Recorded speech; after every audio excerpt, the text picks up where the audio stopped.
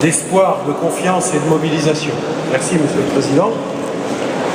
C'est vraiment pour moi très agréable de parcourir ces lieux, le 104, qui maintenant est en train d'inventer une nouvelle histoire à Paris. Monsieur l'adjoint au maire de Paris, Monsieur le vice-président de la région, chers amis, avec Fleur Pellerin, je souhaitais être là ce soir, non pas pour l'inauguration, c'est ouvert déjà depuis ce matin, mais pour passer quelques instants avec vous et surtout vous adresser un message, en effet, qui est celui de la confiance dans les capacités de la France à trouver sa place dans le monde nouveau dans lequel nous sommes désormais entrés, et en vous disant que nous avons d'énormes potentiels pour réussir et que vous en êtes de vivants exemples.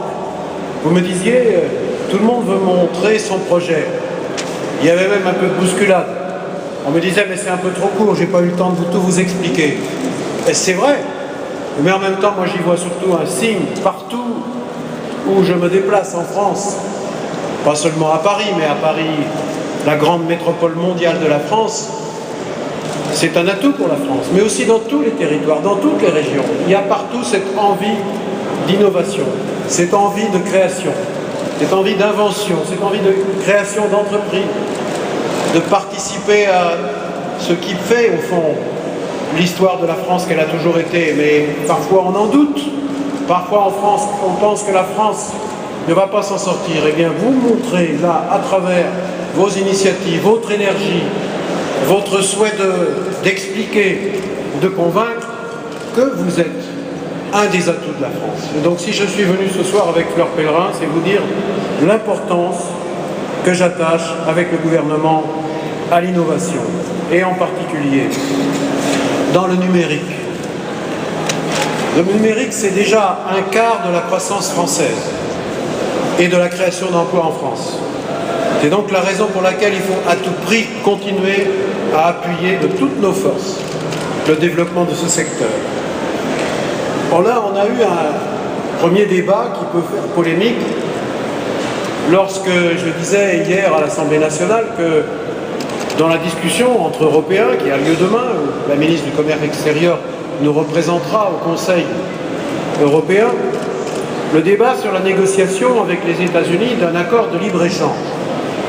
Qu'il n'y ait pas de malentendu. La France n'a pas du tout l'intention de se replier sur elle-même. Bien sûr qu'il faut des échanges. Il n'y a pas d'autre voie que celle des échanges, surtout si on veut inscrire l'avenir de la France dans un monde globalisé. Mais en même temps, quand on discute avec des partenaires, c'est le cas des États-Unis, on l'a fait avec le Canada, dans quelques instants je recevrai le Premier ministre canadien, des accords de libre-échange sont nécessaires. Il y en a eu d'autres et il y en aura d'autres. Simplement, nous souhaitons que ces accords soient des accords basés sur le juste échange, des échanges équilibrés.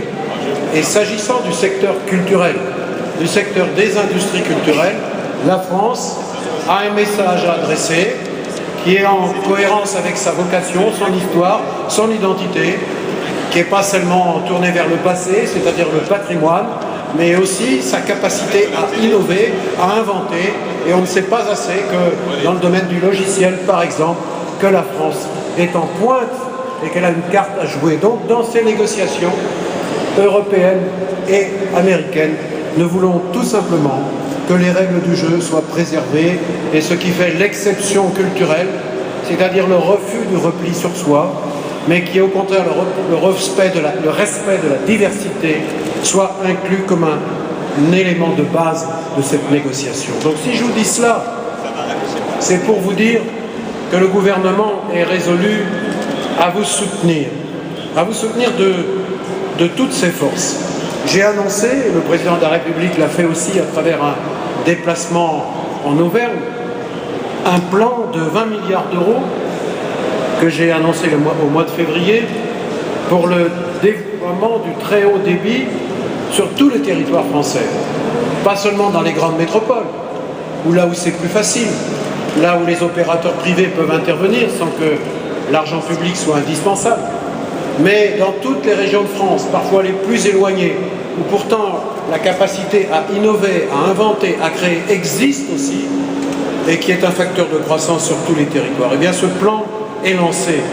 Je vous invite à y prendre toute votre place, comme dans le même sens, le soutien à la recherche et développement que nous encourageons. Dans quelques semaines, j'annoncerai un renforcement du programme des investissements d'avenir, vous savez, qui est géré par le commissariat général à l'investissement que dirige Louis Gallois, qui est placé auprès de moi à Matignon. Eh bien, nous allons amplifier ce plan pour les investissements d'avenir, et ce qui a déjà été engagé et renforcé s'agissant des technologies numériques sera encore davantage soutenu.